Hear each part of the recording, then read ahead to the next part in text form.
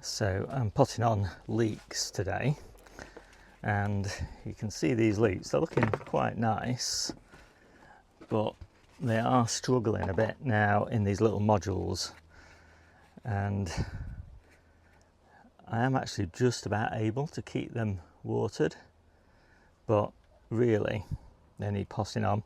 I've got nowhere to plant them right now, so I'm going to put them into these big plant pots in multi-purpose compost and hope for the best now. So these leeks are looking pretty good. I think they're about 6 weeks old, something like that, and it's coming towards, I think it's just past the middle of May at the moment. So I think I'll be planting these out in July, probably after garlic.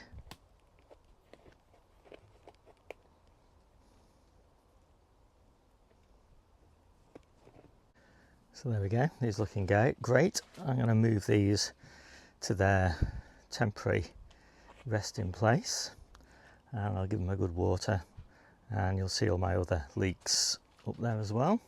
So there's all the leeks that I've got potted on, and it's the ones on this side that I've just done. I did these others a couple of weeks ago. You can't really tell much difference between them, to be honest.